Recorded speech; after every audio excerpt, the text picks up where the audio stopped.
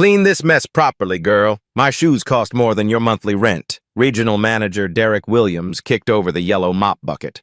Dirty water splashed across Keisha Washington's navy uniform, seeping through the fabric. The 52-year-old woman stood motionless as brown liquid pooled around her worn sneakers. Derek pulled out his iPhone, aiming the camera down at her. "Watch this cleaning lady learn some respect," he announced to his Instagram Live audience. The red recording dot blinked as 23 viewers tuned in for his morning entertainment. Keisha's dark eyes remained calm. She reached for paper towels without a word. Behind Derek, a sleek black briefcase sat forgotten by her supply cart, its gold KW monogram catching the harsh fluorescent light. The 47th floor of Sterling Financial buzzed with arriving employees. None dared intervene. Have you ever been judged by your appearance, only to prove everyone spectacularly wrong? 8:47 a.m. 47 minutes until board meeting. Derek's live stream counter climbed to 47 viewers. Comments flooded in. "Fire her!" and "Show her who's boss." He grinned, energized by the digital audience. "This is what happens when diversity hiring goes wrong," Derek announced to his phone. "Some people need to learn their place in the corporate world." Keisha methodically cleaned the spilled water. Her movements were precise, professional. She'd done this dance 1,000 times over 3 weeks of night shifts. But today felt different. Today, the charade would end. Derek dialed maintenance. "Rodriguez? Your cleaning staff is incompetent and insubordinate. I want this woman terminated immediately for property damage and disrespect." The briefcase beside Keisha's supply cart held secrets that would shatter Derek's world. Inside, a Stanford MBA diploma dated 2019, a Sterling Financial ID badge reading K. Washington board member, and a first-class boarding pass from last night's red-eye from San Francisco. She'd been conducting undercover culture assessments for 3 weeks. Her phone buzzed. Text from Chairman Roberts. "Flight okay? See you at 9:30.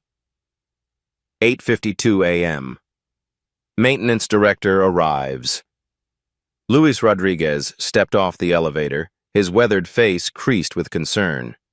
He'd worked at Sterling Financial for 15 years. Never had he seen such a spectacle on the executive floor. "What's the problem here?" Rodriguez asked, though Derek's livestream made it obvious. "This woman damaged company property and refused to clean it properly." Derek lied smoothly. "She's been insubordinate all week. I want her fired and escorted out." Rodriguez looked at Keisha. She was one of his best supervisors. Quiet, thorough, always early. Something didn't add up. Her uniform was clean except for the fresh water stains. Her workstation was immaculate. "Ma'am, is this accurate?" Rodriguez asked gently. Keisha's voice was steady. "I spilled water while mopping. I was cleaning it when Mr. Williams arrived." Derek's phone showed 89 viewers now. He was performing for them. "She's lying. Look at this mess. Completely unprofessional." 8:55 a.m. HR representative called the elevator chimed again. HR Director Michelle Torres emerged, her heels clicking against marble floors. At 34, she'd climbed Sterling's corporate ladder through careful politics and risk avoidance. This situation screamed liability. "Derek, what's happening here?" Michelle kept her voice low, professional. Derek's live stream was now at 156 viewers. The story was gaining traction. Hashtag Sterling Financial had started trending in finance Twitter circles. "Insubordinate cleaning staff," Derek explained. "I've documented everything on social media for legal purposes." Michelle's stomach dropped. Live streaming workplace conflicts violated company policy section 12.4. But Derek was a regional manager, 2 levels above her in the hierarchy. Keisha watched the corporate theater unfold. Her real boss, Chairman Roberts, had hired her specifically for moments like this. 3 weeks of data collection, 3 weeks of watching Derek's department hemorrhage talent through discriminatory practices. 8:58 a.m. Security Involvement Building. Security Chief Jake Morrison arrived with 2 guards. The 45-year-old former Marine had seen his share of corporate drama. But live streaming a termination? This was new territory. "Sir, we need to escort this employee from the building," Morrison said reluctantly. He'd always liked Keisha. She greeted everyone by name and asked about his daughter's soccer games. Something felt wrong. Derek was in full performance mode now. "Jake, make sure she doesn't steal anything on her way out. These people can't be trusted." The racist comment hit like a slap. Morrison's jaw tightened. Several employees had gathered, phones recording. This would be online within minutes. Sarah Monroe, a junior manager, stood near the elevator bank. Her hands shook as she secretly recorded on her phone. She'd worked under Derek for 8 months. His casual racism wasn't new, but it had never been this public. Keisha's phone buzzed again. Another text from the chairman. "Delayed in traffic, start without me if needed." She almost smiled. If only he knew. 9:01 a.m., the request. "I need 5 minutes to gather my personal belongings," Keisha said calmly. Derek laughed for his audience. "What belongings? A mop and bucket?" His live stream had reached 203 viewers. Comments poured in faster than he could read them. Most cheered him on, but a few questioned the optics. One user wrote, "Bro, this looks really bad for your company." Michelle Torres pulled Derek aside. "You need to stop filming. This could be a legal nightmare." "Relax," Derek waved her off. "I'm documenting employee misconduct. It's perfectly legal." It wasn't. Sterling Financial's social media policy explicitly prohibited recording workplace interactions without all parties' consent. Derek was violating Policy 12.4, subsection C. Keisha methodically placed cleaning supplies back in her cart. The briefcase remained untouched, its secrets intact. She'd learned patience during 23 years climbing corporate ladders. 5 more minutes of humiliation would buy her a lifetime of justice. Rodriguez watched uncomfortably. Something about Keisha's composure unsettled him. She moved like someone accustomed to executive boardrooms, not supply closets. 9:04 a.m. The crowd grows. Word spread through Sterling's floors. Employees gathered on 47 pretending to get coffee or use the printer. Derek's public humiliation of a black cleaning woman was the kind of spectacle that demanded witnesses. Sarah Monroe's recording captured everything. Derek's racist commentary, the growing crowd, Keisha's dignified silence. She'd send it to local news stations if needed. Her grandfather had faced similar discrimination in 1960s San Francisco. This ended today. Jake Morrison felt sick. His security team was complicit in this theater. But orders were orders, and Derek held the power. Derek's phone showed 267 viewers. He was going viral for all the wrong reasons, but his ego couldn't see it. "This is why I don't hire people like this," he told his audience. "No work ethic, no respect for authority." The briefcase sat 3 feet away, holding documents that would destroy his career. Keisha checked her Rolex, a graduation gift from her Harvard Law School roommate. 26 more minutes until the board meeting. 26 minutes until Derek Williams learned that assumptions could be catastrophically expensive. 9:07 a.m.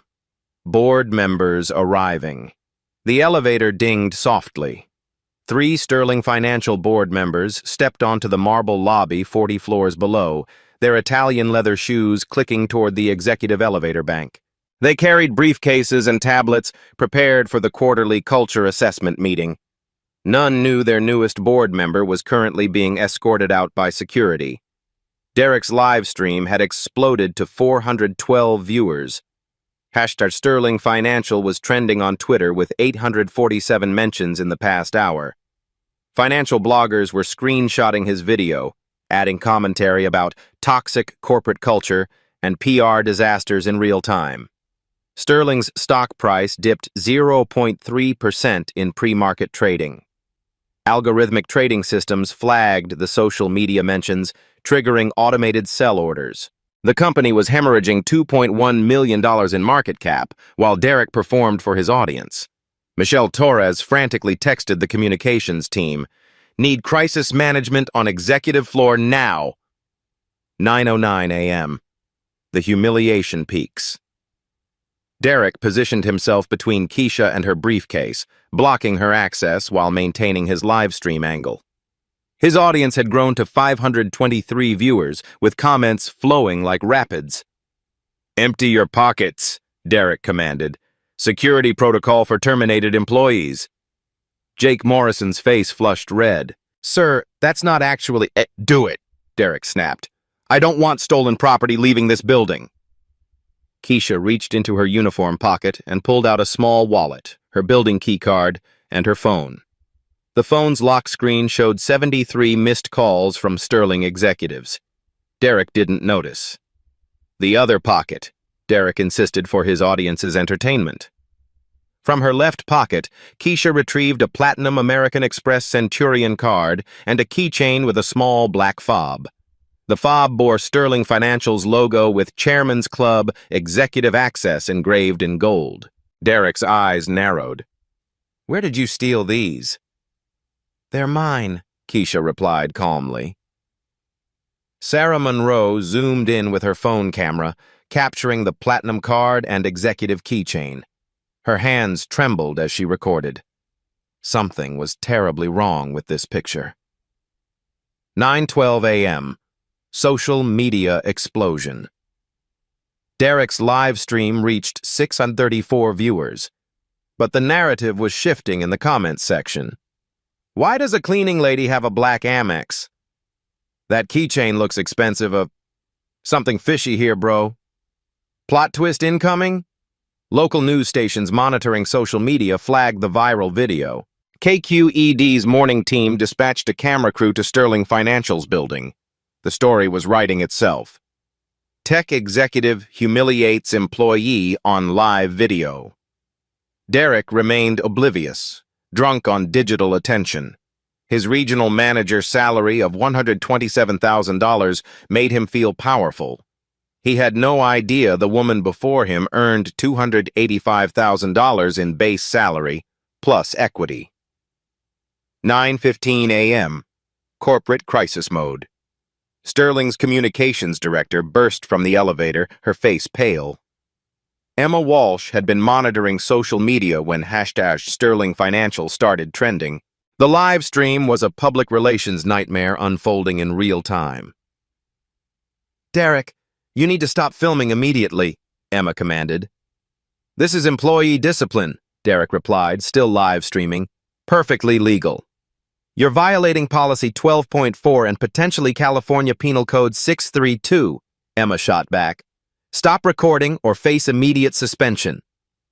Derek's audience was eating up the corporate drama. Viewer count, 789. Comments per second, 23. His ego couldn't resist. "Ma'am, I'm documenting misconduct for legal purposes. This employee damaged company property and showed disrespect to management." Emma Walsh pulled out her phone and called Sterling's CEO directly. "Sir, we have a code red situation on the executive floor. Regional manager live streaming a termination. Stock price dropping. We need immediate intervention." 9:18 a.m. The crowd swells. Word had spread through Sterling's Slack channels and employee WhatsApp groups. Nearly 50 people crowded the 47th floor, phones recording from multiple angles. The hallway buzzed with whispered conversations. "Is that really Derek Williams? He's live streaming a firing? That's so illegal. Who's the cleaning lady? She looks familiar." A junior analyst, Marcus Thompson, squinted at Keisha. Something about her face nagged at him. He'd seen her somewhere before, but not in a cleaning uniform. Keisha stood in the center of the chaos, an island of calm in corporate storm. Her breathing remained steady, her posture erect. 23 years of executive training had prepared her for moments when composure mattered most. Derek's phone showed 891 viewers. He was intoxicated by the attention, performing for his digital audience like a reality TV star. "This is what happens when you don't respect the chain of command," he announced. Some people need to learn their place in the corporate hierarchy. 9:21 a.m. The union representative. The elevator opened again. Janice Williams, representing the Service Employees International Union, stepped onto the floor with a tablet and briefcase. She'd been monitoring the viral video from her Oakland office. "Excuse me," she called out. "I represent Ms. Washington's union. This termination is being conducted improperly." Derek laughed into his phone. "Great. Now we've got union interference. This is why American business is failing, folks." His live stream audience was loving the drama. Viewer count 1,047. But the comments were shifting. "Bro, you're gonna get sued. This looks really bad for your company. Why is she so calm, though? Something's not right here." Janice Williams approached Keisha. "Ma'am, you don't have to submit to this treatment. You have rights under the collective bargaining agreement." Keisha smiled slightly. "Thank you, Ms. Williams. But I think this situation will resolve itself very soon." The union representative frowned. Something about Keisha's tone suggested inside knowledge. 9:24 a.m. Peak confrontation.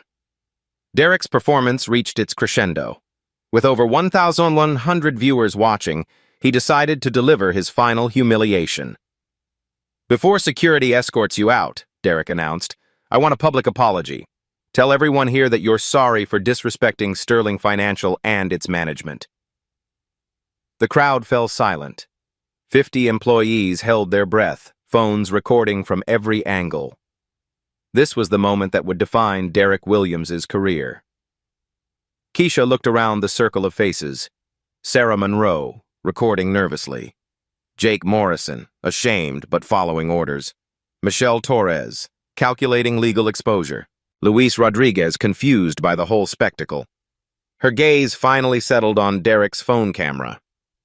"I think," Keisha said softly, "there's been a misunderstanding."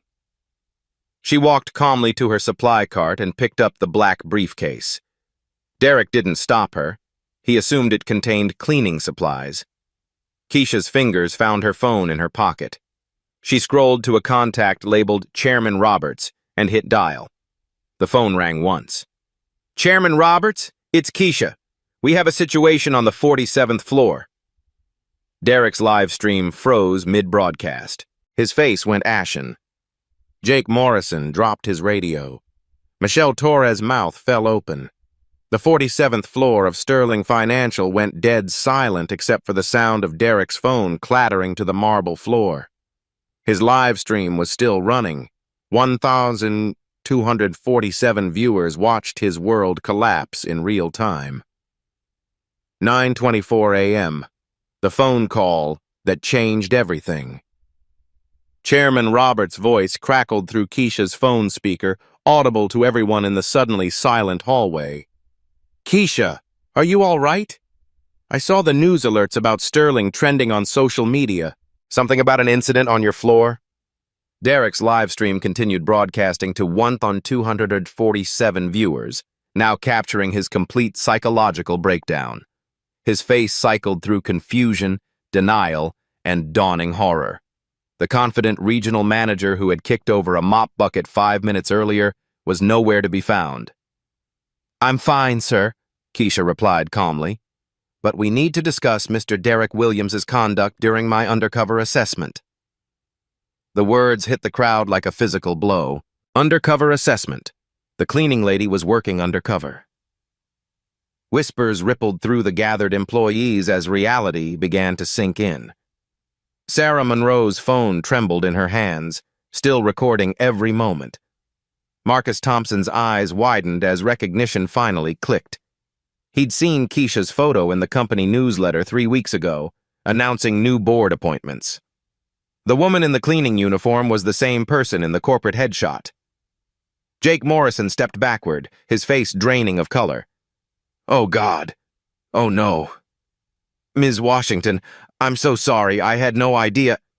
"Who is this?" Derek croaked, his voice barely audible. His live stream comments were exploding with speculation. 9:25 a.m. The identity revealed. Keisha opened her briefcase with deliberate precision. The simple black case that Derek had dismissed as containing cleaning supplies revealed its true contents to his still-running livestream camera. Inside, visible to everyone including Derek's 1,400 online viewers, lay documents that would destroy his career. Stanford Graduate School of Business MBA diploma, magna cum laude, 2019. Sterling Financial ID badge. Keisha R. Washington, Vice President, Corporate Culture and Diversity. Board member credentials signed by Chairman Roberts himself. First-class boarding pass from her red-eye flight from Sterling's San Francisco headquarters. A letter of appointment dated 3 weeks earlier. Mr. Williams, Keisha said, her voice carrying new authority that made several employees straighten their postures. I'm Vice President Washington. I've been conducting a 3-week undercover culture assessment of your department. Derek's phone clattered to the floor again, the live stream still broadcasting his meltdown to over 1,400 viewers. Comments exploded across the screen faster than anyone could read.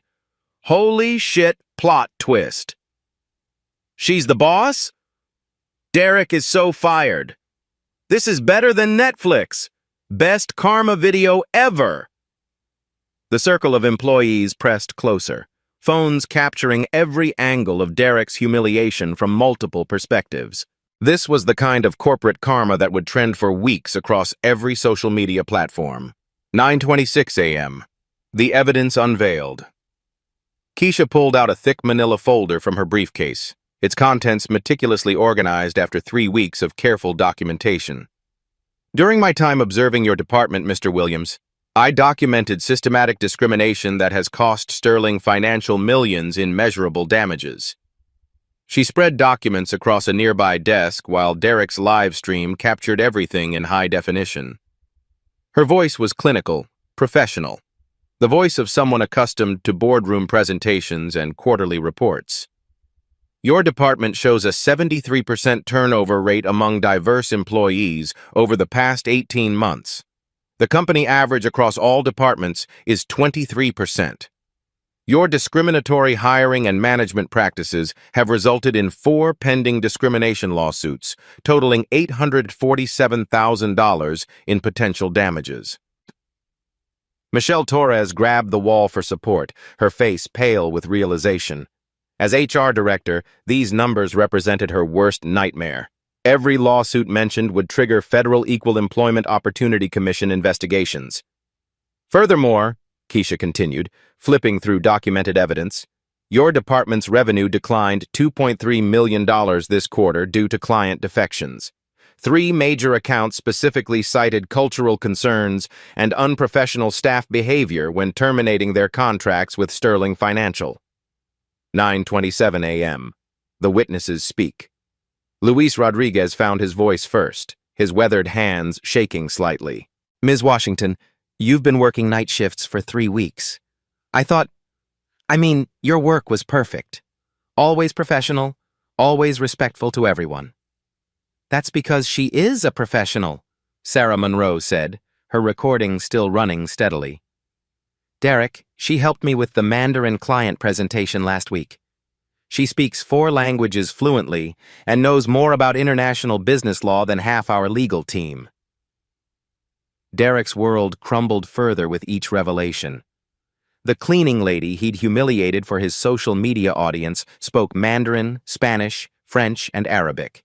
Her Stanford MBA had focused specifically on organizational psychology and corporate culture transformation. Jake Morrison stepped forward, his voice shaking with shame and disbelief. Ma'am, I am so deeply sorry. I should have questioned this whole situation. This was wrong on every level, and I participated in it. Jake, Keisha replied gently, her tone free of anger, you were following what you believed were proper orders from a superior. That's exactly the kind of systemic issue I was hired to identify and fix. The problem isn't individual compliance. It's institutional culture. 9:28 a.m. Derek's desperate deflection. Derek scrambled to pick up his phone, his live stream still broadcasting to a rapidly growing audience that had swelled to over 1,600 viewers. Panic replaced arrogance as he tried desperately to control the narrative spiraling beyond his reach. This is some kind of elaborate setup, he stammered into his camera, sweat beading on his forehead. She's lying about everything. Cleaning staff don't become corporate executives. This is obviously fake news designed to make me look bad. His audience wasn't buying the desperate deflection. Comments poured in, calling him delusional, racist, and finished. Keisha pulled out her secondary phone, an iPhone Pro Max that cost more than Derek's monthly salary, and called Sterling's main executive line. "This is Vice President Washington. Please connect me to the executive conference room." The call went through immediately, bypassing all normal protocols. Chairman Roberts' voice boomed through the speaker with unmistakable authority. "Keisha, the board is assembled and ready.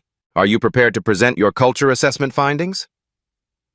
Derek's knees buckled at the confirmation.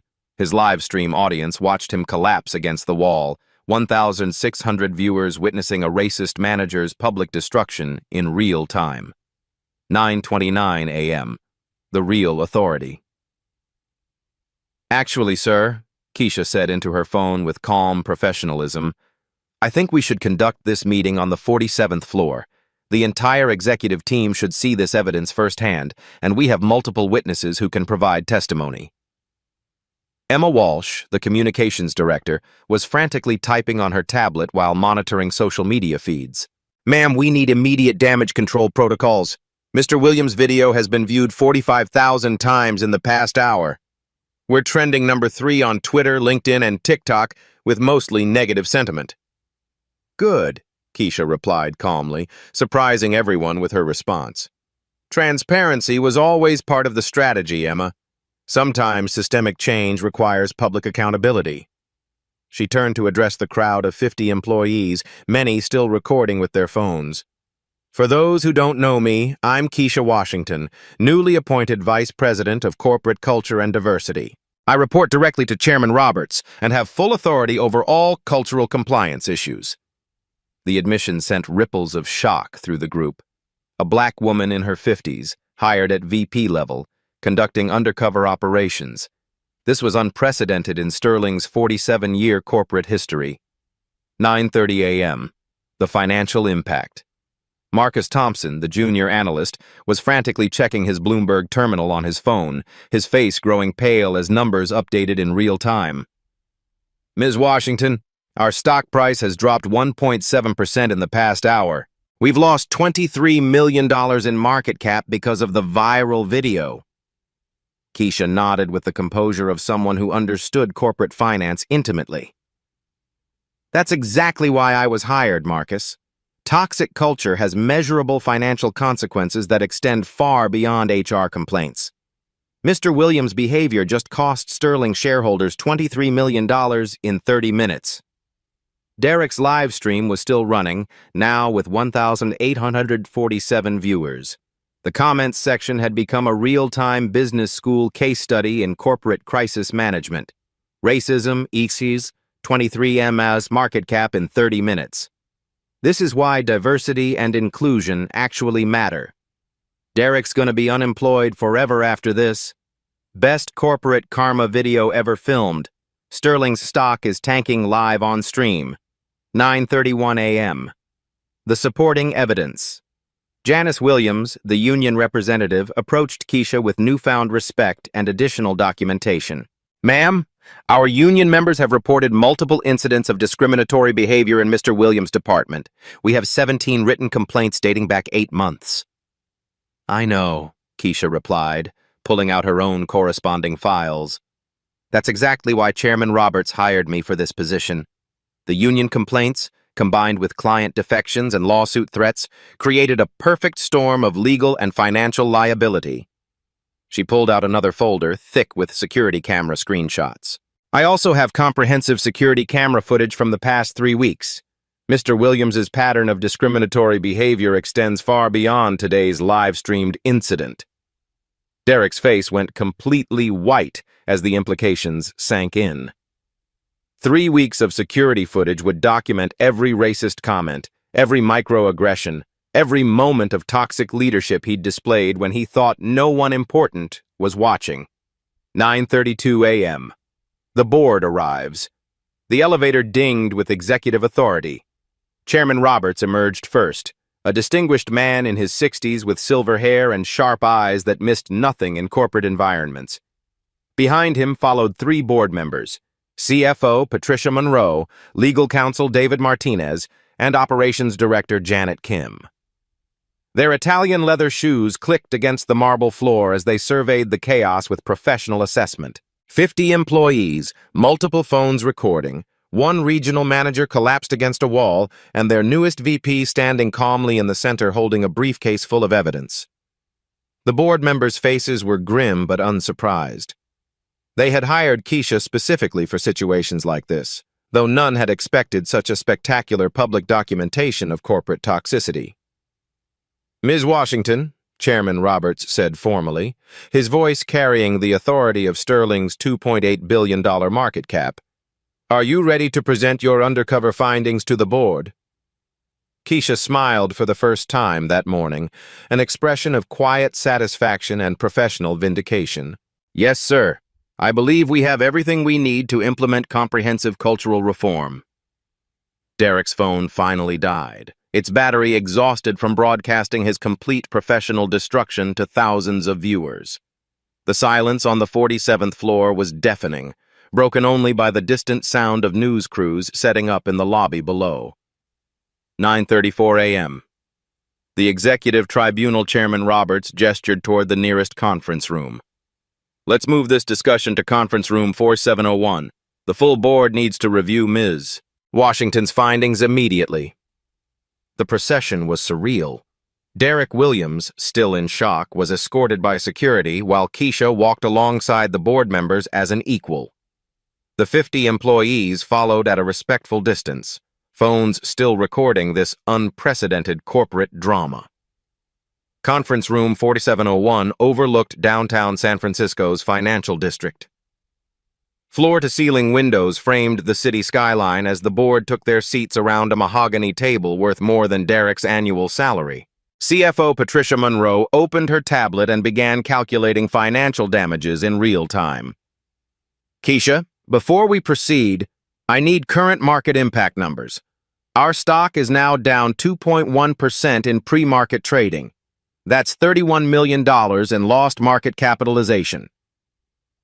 All directly attributable to Mr. Williams' live-streamed conduct," Keisha confirmed, opening her briefcase to reveal meticulously organized evidence.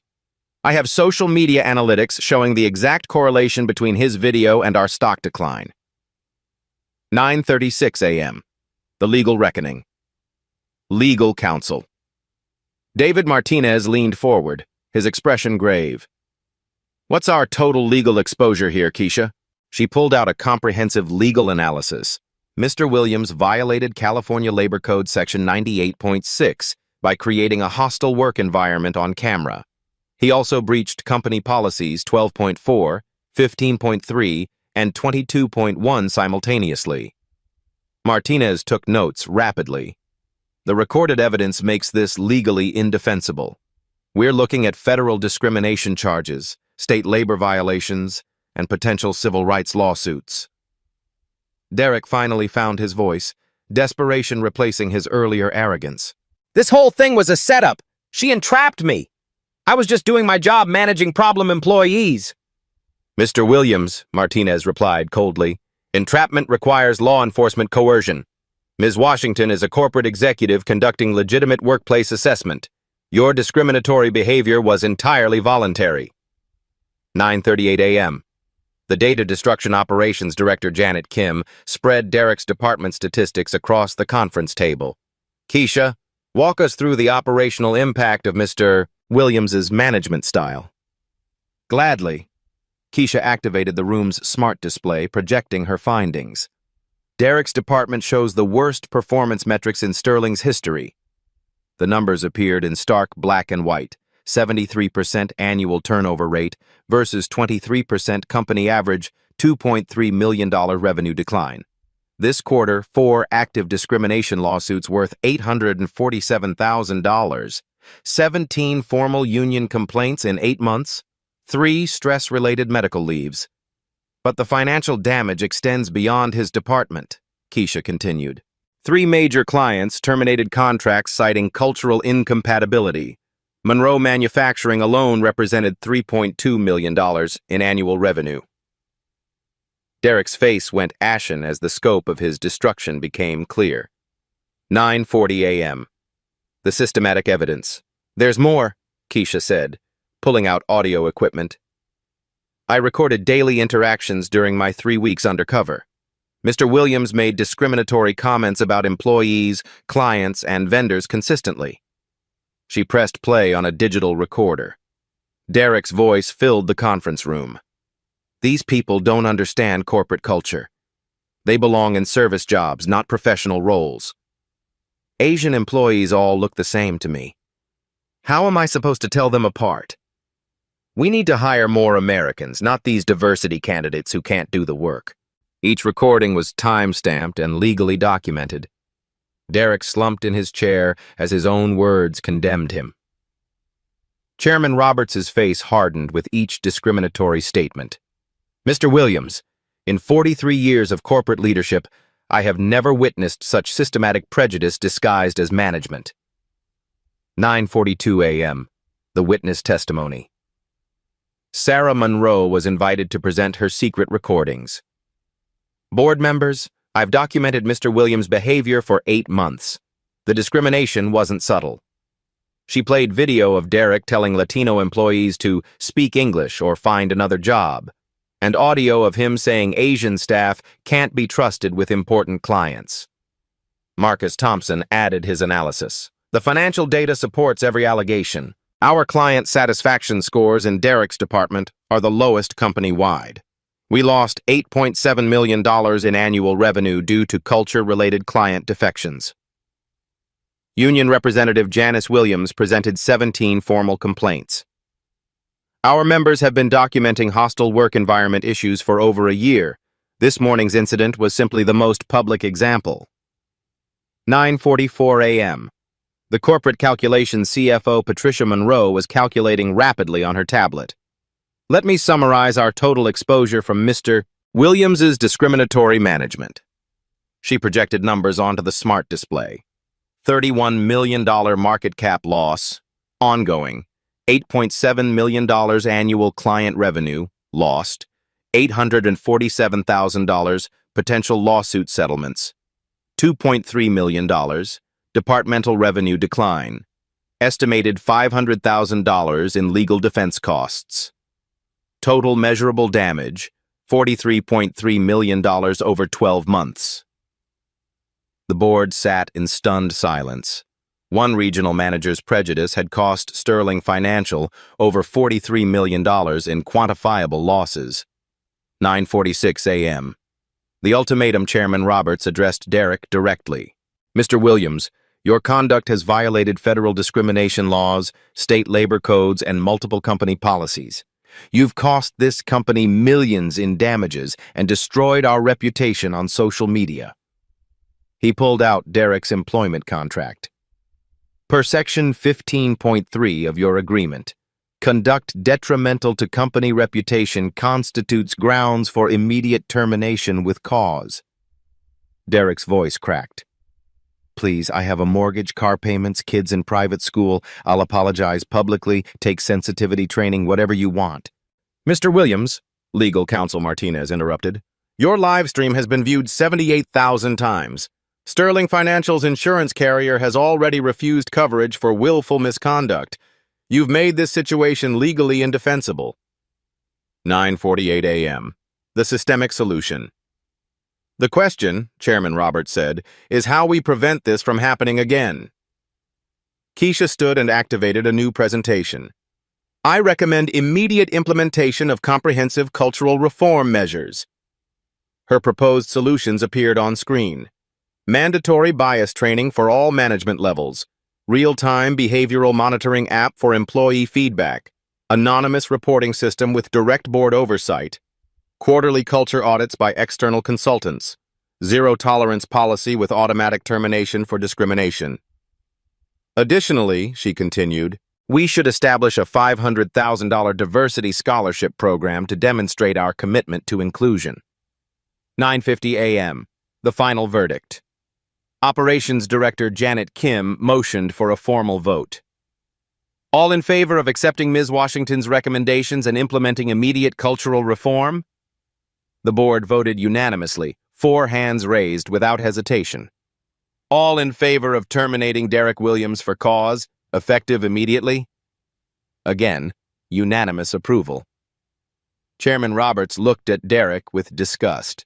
Mr. Williams, you are terminated for gross misconduct, violation of company policy, and conduct detrimental to Sterling Financial. Security will escort you from the building.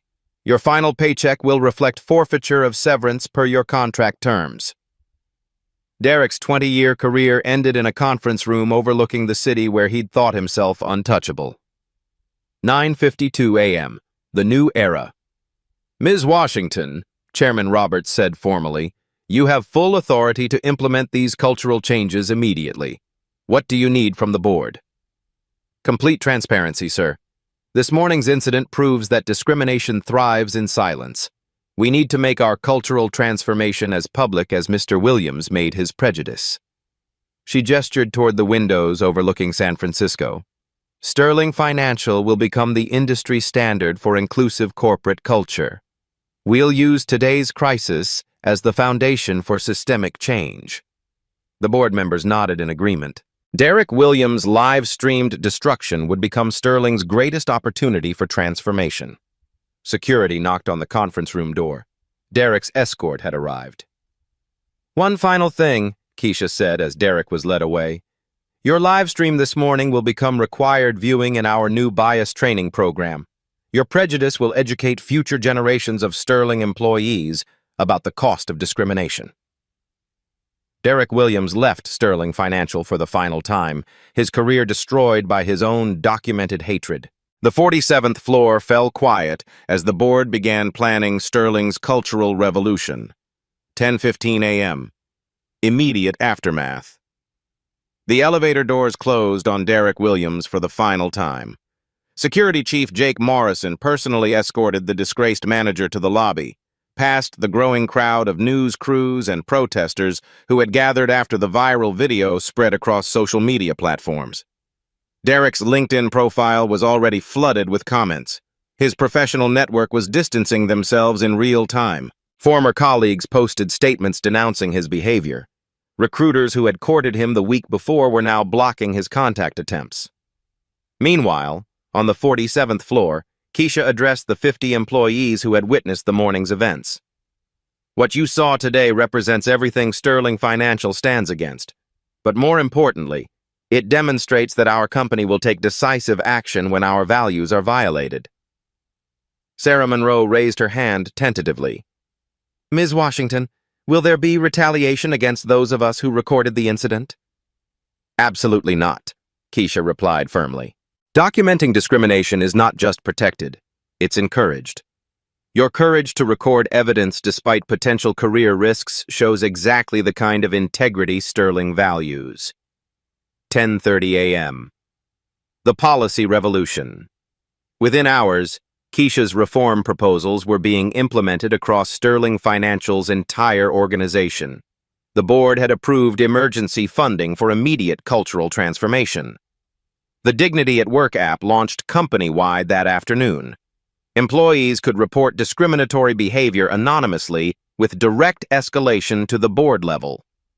Real-time sentiment tracking would flag departments with cultural problems before they exploded into public relations disasters. Michelle Torres, the HR director, worked with Keisha to revise every company policy. The old handbook had loopholes, Torres admitted. Managers like Derek exploited vague language about cultural fit to justify discrimination. The new policies were crystal clear. Zero tolerance for bias, mandatory recording of all disciplinary actions, and automatic escalation of complaints involving protected classes. 10:45 a.m. The financial recovery. By market close, Sterling Financial's stock had not only recovered but reached a new high. The company's decisive response to Derek's behavior impressed institutional investors who valued strong governance and risk management. CFO Patricia Monroe monitored trading volume in real time. "We're seeing unprecedented investor interest. The transparency and swift action demonstrate corporate accountability that major funds want to support." ESG, environmental, social, and governance rating agencies upgraded Sterling's score within 24 hours.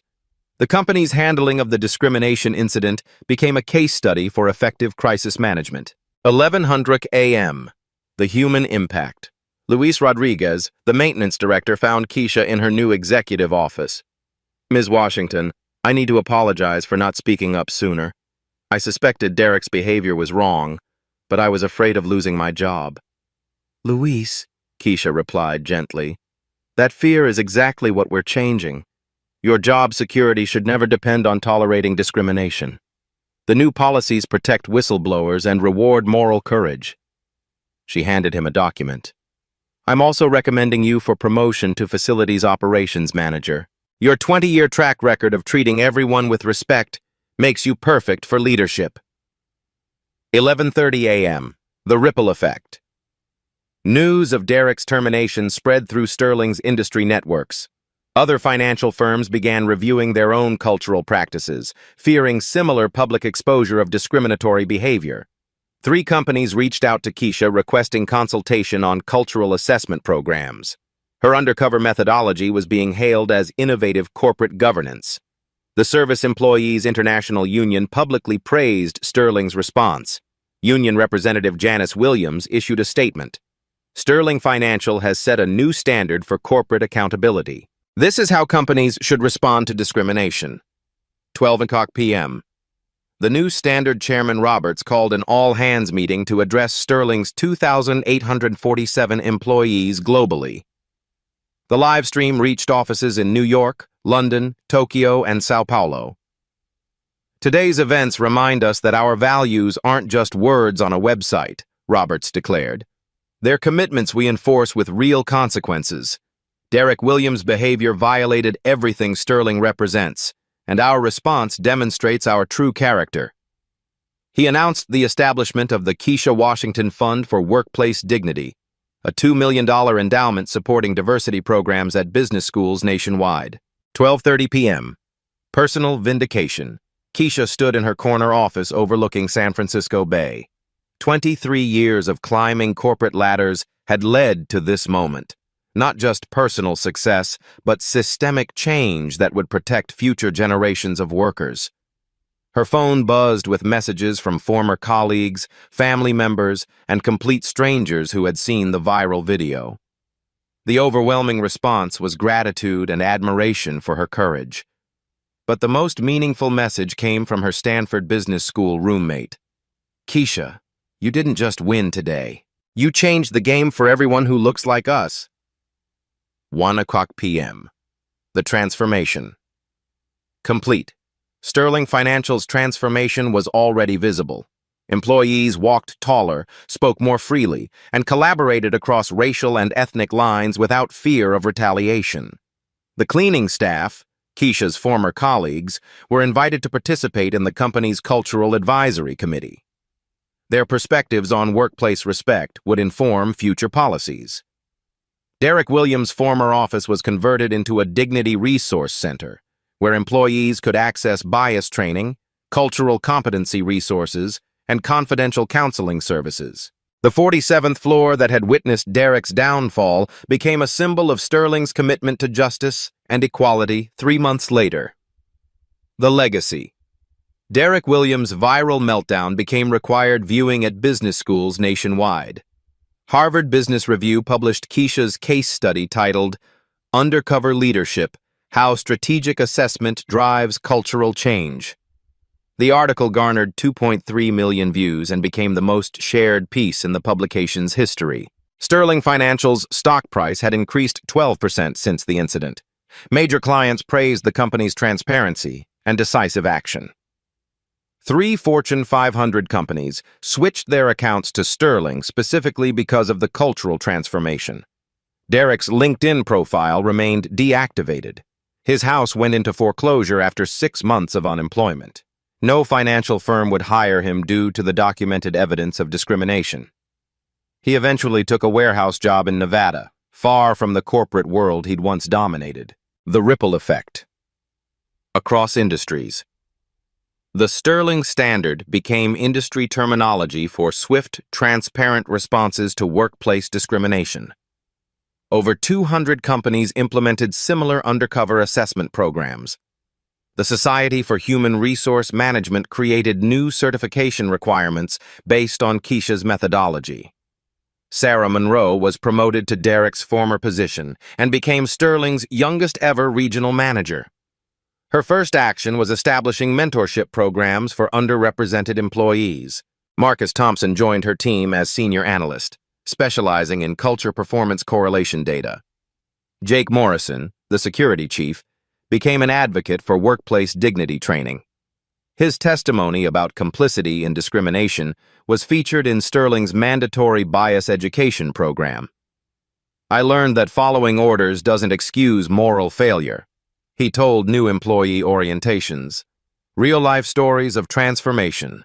These touching stories of workplace justice mirror countless real-life stories happening across corporate America. Black voices speak truth to power every day, creating change through courage and strategic thinking rather than anger or confrontation. The cleaning staff at Sterling, Keisha's former colleagues, received 15% raises and educational reimbursement benefits. 2 enrolled in business school programs. 1 launched a successful consulting firm specializing in workplace dignity assessment. The broader movement. Keisha's story represents just one example of how strategic preparation and quiet strength can overcome systemic discrimination. Across the country, Black stories of professional triumph are changing corporate culture one workplace at a time.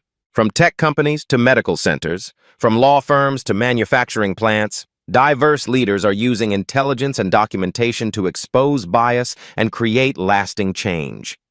These life stories prove that transformation happens through evidence, not emotion. The continuing fight. Today, Keisha Washington serves on 5 corporate boards and has consulted for over 100 companies on cultural transformation.